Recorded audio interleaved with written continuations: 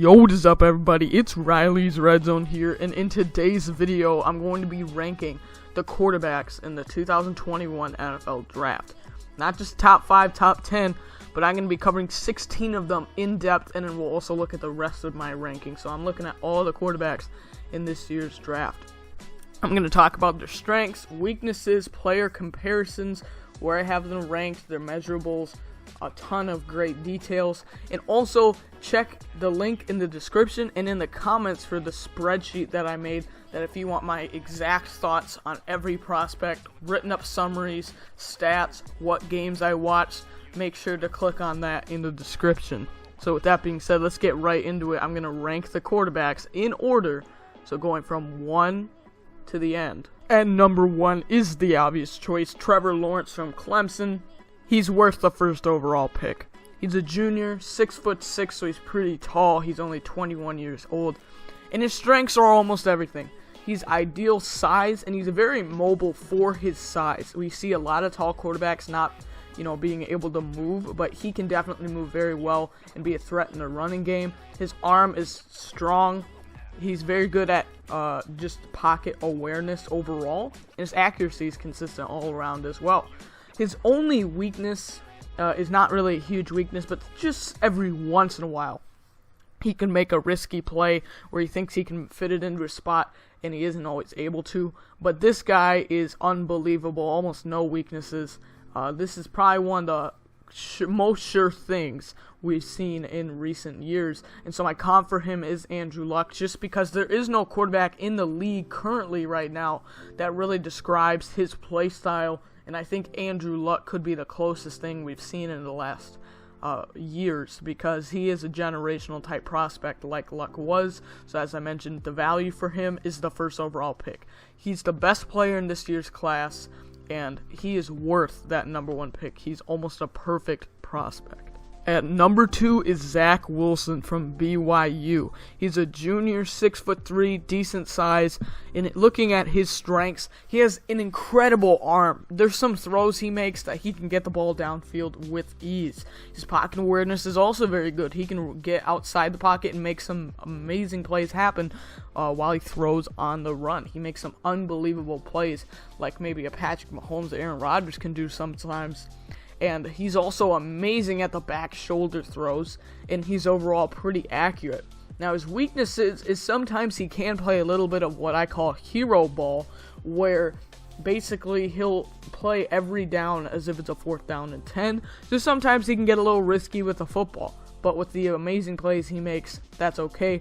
And with that, he can kind of pass up some of the open underneath routes for those deep routes. But to me, Zach Wilson is an unbelievable player. He popped out to me on film right away. For example, a lot more than some of the other quarterbacks below him. He just kind of stood out to me. So my comp for him is Josh Allen, a player who is probably around a similar level at the college, a similar competition level, and he can sling the ball with ease. So that's my comp for Zach Wilson's Josh Allen, and his value is a top 5 pick. He is unbelievable. I think he can start right away, and he should go in the top 5 picks, and I think he should be the first quarterback off the board behind Lawrence. At number 3 is Justin Fields. Now, I won't disagree with you too much if you think that Fields is better than Wilson. They're super close to me. I think a lot of people are really separating the two. I think that overall they're pretty close. Fields is a little bit more conservative. I feel he might be even safer, as in his floor is pretty high. His potential, though, is not as high as, for example, Zach Wilson. He's a junior as well, 6'3", so decent size once again. He's very mobile. He can make some unbelievable plays with his legs, so that's one of his strengths. He's also pretty good in the pocket, can move in and outside. He's pretty accurate consistently. He's patient and smart. He waits for the correct receivers to get open. He doesn't force too much. His weaknesses, he can fumble a good amount and make some bad turnovers at certain points. And sometimes he tries to do too much outside of the pocket, and instead of taking an underneath throw or just running it, he ends up being sacked because he just holds on to the ball too long. My comp for him is Deshaun Watson. Now, I don't think he'll ever be as good as Deshaun Watson, but I think that's a comp for play style. And I would almost compare, if you were to look back at like the 2017 class, I think that Wilson could be closer to Mahomes, and Fields could be closer to Watson. Neither I don't think will be as good as those players I said, but it's kind of where Deshaun Watson's unbelievable, but not quite as high as upside as Patrick Mahomes. So that's what I kind of see between these two. I think he's still top 5 value. That might lower a bit. I could see him falling to 6 or 7 or maybe even number 8. I don't see him falling past that. But I don't even know if a defensive player goes in top 5. I haven't really finished my entire board to really know overall like what number he is, but I think he's worth a top 5 pick as well. I think he's ready to start also. So any team in the top 5 that needs a quarterback, he can start right away if needed. At number 4, I have Trey Lance. He's definitely a boomer bust prospect. He's very interesting. He's a redshirt sophomore, meaning he's basically the youngest you can be to go into the draft. He's 6'4", which is ideal size. He's only 20 years old, so he's really on the young side. His strengths are definitely his size. He can truck people as well. You know, he's pretty big build. His arm is very strong. He can chuck the thing downfield. His pocket awareness is very good as well, can go in and out of the pocket. And he's very mobile. He can definitely run with the football a good amount. His weaknesses is, me personally, I didn't like his placement on deep throws. I think he missed a lot of them from what I saw. Now, definitely he didn't make many turnovers, as he only had 1 interception in his entire career, and that was this past season. He's a very unique player because he only started 1 year, and then he opted out of this season because North Dakota State only played 1 game.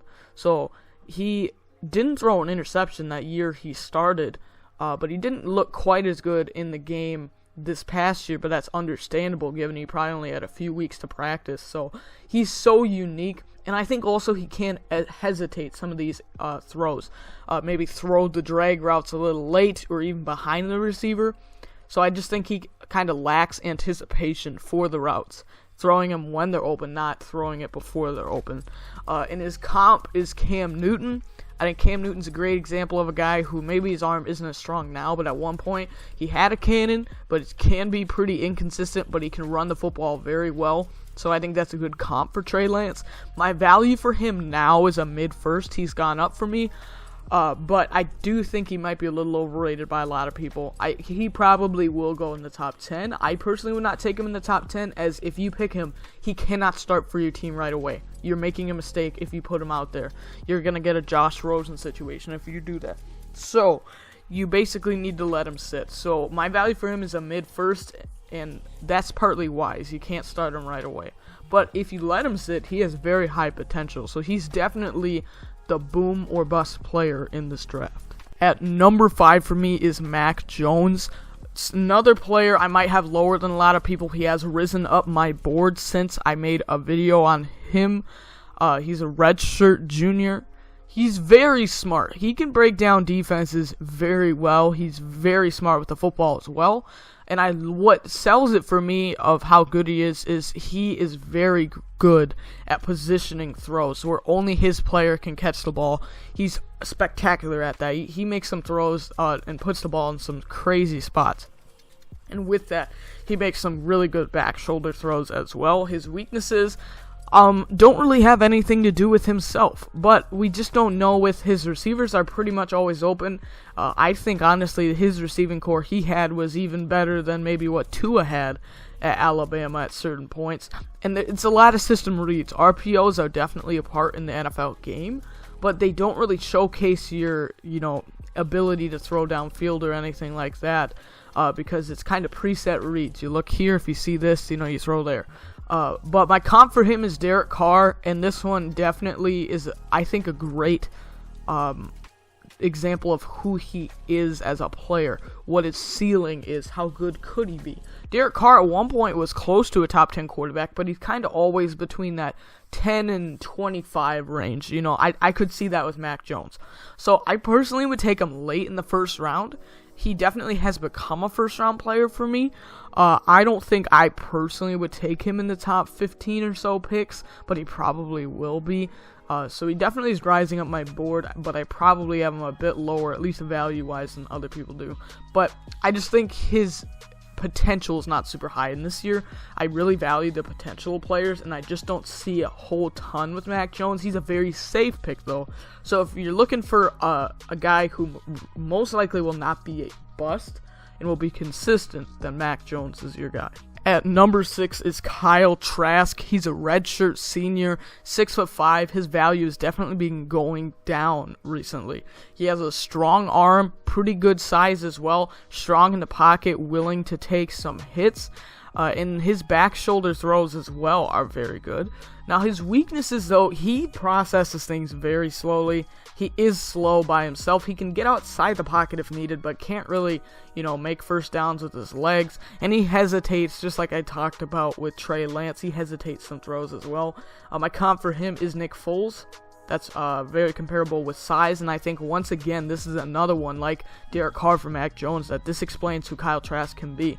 His hot streaks are very, very good, but his cold streaks are really, really bad. He literally was benched in their bowl game to end his career. That's not a great look to end out on, but basically, when he's on fire, he'll get into this mode where he's super good. That's why he was a Heisman candidate this year. But at other times, he'll just kind of start throwing picks and just can't get out of it. So my value for him is still in the second round. I think that he is a player that I don't think personally you should take in the first round. Now, unfortunately, I could see that happening if we get, top 5 quarterbacks taken in the first 15 picks. That could really be the case. Somebody might reach for Trask. But for me, I think that his upside's high. But I think Nick Foles is exactly like who he could be. Step in when needed and give a spark to an offense. But I think his potential's high, but there's definitely a lot of risks when it comes to Trask. At number 7 is Kellen Mond, who I just broke down in my most recent film breakdown video. He is definitely another kind of boom or bust player. He's got some great tools, but he just hasn't put everything in a puzzle yet. He has the pieces, just hasn't made a puzzle. He's a senior, he's 6'3", so decent size. He's very mobile. He makes some great plays with his legs. His pocket awareness is pretty good. He can move around the pocket. He's very tough. He'll take hits and make some unbelievable throws. And he also throws, his arm isn't unbelievable, but he throws with some zip into the middle of the field. And he fits some throws in between windows that were unbelievable. Now, the problem with Mond is his accuracy. It's all over the place. He'd overthrow guys by 10 yards that are open, or he'd even underthrow them. So his accuracy is just a little inconsistent. Also, I saw from what I watched, his receivers dropped a lot of passes.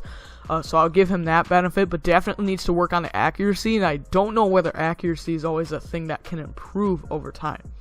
But my comp for him is Jalen Hurts as a guy who can run. His accuracy is pretty good, not unbelievable. Same with his arm. Pretty good, not unbelievable. My value for him is a early 4th. Maybe a late 3rd, I could definitely see. I could get behind that as well. But to me, once again, if I talked about how if top 5, go in the first 15 picks for quarterbacks, I do think it's a mistake if Mond ends up sliding into the early 2nd round, for example. I don't think that could happen. But 3rd round is about where I could see him going if the quarterbacks do end up kind of, getting picked early. So he definitely has some great, intriguing traits, and his upside's higher, which is why he's higher than some of the other quarterbacks I'll talk about after this, but he definitely has some work to do. At number 8 is Ian Book. As a Notre Dame fan, I've been able to watch him for a few years develop. He's a redshirt senior. He definitely is on the smaller side, but he's very good in the pocket. He's very aware of what's going around him. He's very mobile as well. He can make some plays with his legs. He excels at 50-50 throws, meaning he is able to put the ball in spots for his tall receivers to go up and get it. And he's a competitor. He will go out and try to fight for your team to get you a win. Now, his weaknesses is something I saw, and I don't think a lot of people are talking about it. A lot of people think he is great outside the pocket, making some big plays, and he is. But what I saw very often on film is he just has a very unique way of rolling out. He kind of runs sideways often. Instead of keeping his eye downfield, he'll just basically turn laterally, and I don't love that. His arm is also not elite. So my comp for him is Baker Mayfield. Baker Mayfield is, I think, a little taller, but on the smaller side, relatively quick, not the fastest in the league. Arm, decent, not unbelievable. That's, I think, a really good comp for like how he plays. I don't think he'll ever be as good as Baker Mayfield, but I definitely think I have him higher than other people do. I have him as a 4th round value. I definitely think he doesn't offer the upside, but he is very consistent when it comes to maybe being a career backup. I think he offers a lot of skills, and he's very experienced already. He's developed a ton. So I definitely think Book is a very safe quarterback that could be a future backup of your team. At number 9 is another one that I probably have higher than a lot of people. KJ Costello out of Mississippi State. He definitely has been hit by the injury bug but he made some really good throws on film that I really liked. So he's a redshirt senior. He started his career at Stanford. He's 6'5", and so that's really good size. He does have the ideal size, and he has a decent arm. I'm not going to say it's one of the best in the class, but I think it's pretty good. And his step-up move is definitely very good. He can step up in the pocket and make some really good throws. Now, his weakness is he's not fast whatsoever. He's a pocket passer. He's very inconsistent when it comes to accuracy. He'll make some throws that you wonder, how did he do that? And then the next one, he'll just miss them by 10 yards. He does also make some mind-numbing turnovers. I mean, just some bad decisions that you wonder, how did you think that? And then he's been hit by the injury bug, and that's really, I think, hurt his draft stock over the years. But my comp for him is Mason Rudolph, a taller guy who can make some decent throws sometimes, but also misses a lot of them. And my value for him is a 5th round. I could see him not getting drafted at all, but I think that he does make some throws that if you can maybe tap that potential that's in him, he could definitely be a really good quarterback. So I think he's worth a 5th round pick. I probably have him higher than a lot of other people. As I mentioned, I'm really high on upside this year. So I think he does offer the upside that some of these other quarterbacks don't. So I think KJ Costello might fall in the draft because of his injury history and just, make some pretty bad turnovers. But at his peak, he definitely offers a lot of great things. At number 10, I have Shane Buechele from SMU. He's on the smaller side. He's also on the older side. He started his career at Texas, and then he transferred to SMU. Now, he is pretty mobile. He can get some first downs with his legs. He's a gunslinger. He makes big plays. That's how I would describe him. And he also is pretty good in the pocket. He's very aware of what's going on. Now, his weaknesses, he does have a long release, and the ball can also die on deep throws. So, his arm is honestly not great, and his accuracy can also be inconsistency. But I do, once again, like the upside of he'll go in there and just rip it. Just like Ryan Fitzpatrick, to me, is, I think, a really good comp, where he'll be the backup. He'll come in. He doesn't care because he's not the starter. He's going to just go out there and give his all and try to rip it, get some big plays to happen. That's what Ryan Fitzpatrick does, and that's what I see Buechele as. So I think a value could be 5th to 6th.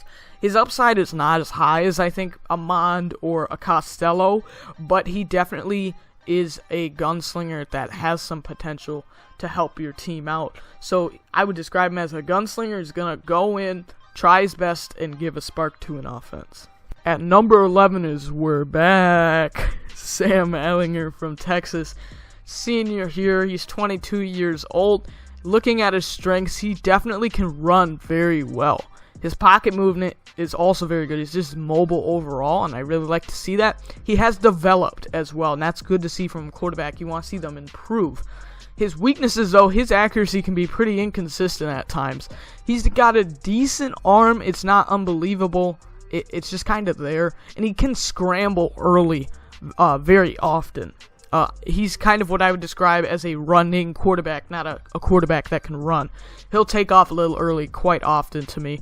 But I definitely do think that he's pretty consistent overall. You're going to get the same thing from him pretty often. And Tim Tebow is my comp because, I'm going to be honest, I don't know about Sam Ehlinger's future as a quarterback, but he's just kind of there. He doesn't, if you were to look at him and the way he throws the ball, you wouldn't think he'd be a top quarterback, but he can be at certain times, and that's what I think Tim Tebow was. Now, his value for me is a 6th round, and I'm going to be honest, if he was taller, I think he'd be a great tight end, being serious here, like a Logan Thomas, that made that transition, has worked out very well. He has the speed needed. He just isn't quite tall enough for tight end. I think he could definitely do it though, but his speed will save his draft stock. So he's just overall, he's going to give you the same thing every time, which is an overall decent quarterback, but I definitely think his upside is not super high at the quarterback position. And at number 12 is probably going to be one of my more controversial takes, but I just don't see it with Jamie Newman. A lot of people already have him in the first 3 rounds, and I just don't see it. Now, he's very, very unique, just like Trey Lance. He transferred to Georgia for this season, but he didn't even play a snap for them because he then opted out. So that's why I have in parentheses that he's from Wake Forest. He's a redshirt senior, 6'3", so okay size. He's definitely quick, and his arm is decent, I'd say, and he's very good at read options. He can run with the football. But to me, he processes defenses slowly, and he can very easily be caught on one read. He also can sometimes just chuck it up to his really good receivers like a Sage Surratt, and his accuracy just is not that good to me. He can make some pretty bad decisions as well, and his pocket awareness is just not that great. For a guy, for how fast he is, he gets sacked quite a lot. That isn't always the offensive line's fault. So I just don't like Jamie Newman. This is personally looking at the film. He does offer some upside. I just don't necessarily think as a quarterback. My comp for him is Tyler Huntley, and I know that may be harsh. You might not have no idea who that is. He's a second-year player for the Baltimore Ravens. That's what I saw when I looked at him. He's not going to pass the ball really well, but he can definitely offer some things in the running game, maybe be a special teamer. I just personally don't see it with Jamie Newman. So that's one of my hot takes probably. I just think he really would have benefited from playing at Georgia, proving he can beat some SEC defenses. I think that really would have helped him. But instead, the worst thing happened for him. Guys like Mac Jones and Zach Wilson that were below him before the season have risen above him. So I think just all the cards have been played wrong for Newman. And personally, I don't see a whole ton of upside on film at the quarterback position. At number 13 is Feleipe Franks. Now, he offers a lot of upside, but he is pretty inconsistent. He's pretty mobile, and he has a pretty strong arm. They're both in the upper category, but not towards the top. He is pretty good size as well. He's 6'6", which is definitely taller for the quarterback position, and he uses some creative arm angles when he throws. Reminds me of like a Patrick Mahomes-esque. Nowhere near him, though. His weaknesses, though, he's very inconsistent when it comes to accuracy, and he'll make some mind-numbing decisions. I mean, his team will be winning the game. It should be on wraps, and he'll somehow throw an interception and keep the other team in the game. Maybe even 2 interceptions. I mean, that can happen. That's not great. He also processes things just very slowly, misses some open receivers. My comp for him, though, is Josh Dobbs. I think he offers some upside. At worst, can be used in some running packages because he's on the taller side, but doesn't offer too much upside. But his value for me is 6th to 7th. I think there is a little bit of upside to be there, but he definitely needs to be more consistent. So he offers, some intriguing traits, but definitely also has some pretty bad weaknesses. At 14, I have Zac Thomas, who, if I were to say which one of these quarterbacks, maybe in the later rounds, do I really believe in, this is the guy right here. I didn't rank him above the other guys because I just don't think I was able to, find a place for him. But this is the guy to watch out for, okay? If I make a video saying who my favorite players are in the draft, this is one of them. I love the way Zac Thomas plays with football here. He's 6'1", he's 23, but he's very mobile to me. He's very quick. He has an NFL level arm. It's not near the top, but it's definitely good enough. And he's a winner. He's been able to bring some wins to the Appalachian State program for the past few years. I think they're really going to miss him. He does have some inconsistent accuracy at some times, and he's also sacked easily for how mobile he is. And also, I mean, he wasn't a screen-heavy offense, which doesn't really, show his full capabilities, and the ball wobbles at certain times. And that kind of reminds me of a Phillip Rivers. He definitely, though, is a quicker version of Phillip Rivers. Let me get that straight for you. He's not some, tree standing back there in the pocket. No, he's got some really good speed. But the way he throws the football is if you're, going in the backyard playing with your uncle. He throws it like that, but I love the way he plays.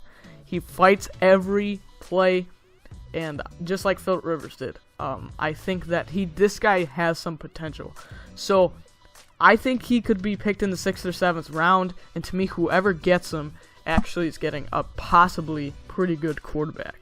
At 15 is a player I think a lot of other people probably have higher than I do, which is Davis Mills from Stanford.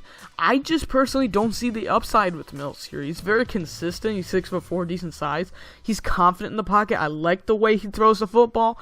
He's pretty aware in the pocket, throws with some zip, pretty mobile, but I just think his accuracy can be very inconsistent. He does the same motion every time. Doesn't really move around in the pocket. He just kind of does the same step back, step into his throw, to me, and he can make some pretty bad decisions as well. My comp for him is Matt Schaub. He's just there. He can make some plays if needed, but he's probably going to be a backup to me. He's a 7th round value. I could see him getting picked. He definitely offers consistency, but I just personally don't see anything special. A lot of people have Mills in the top 10 quarterbacks. I personally don't. I don't think he should have declared for the draft, but I do think he definitely could get drafted.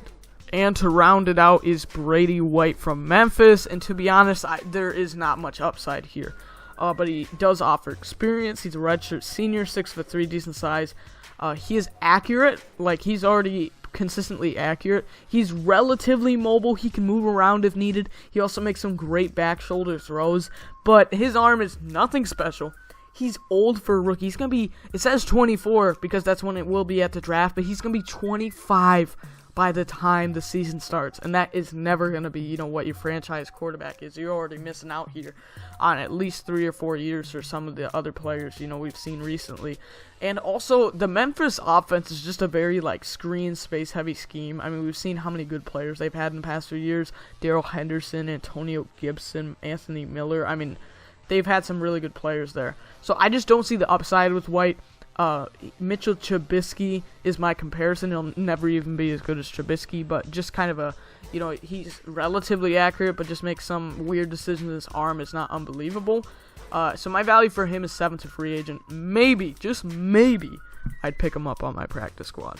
And here it is to round out the video, the spreadsheet I mentioned in the beginning of the video.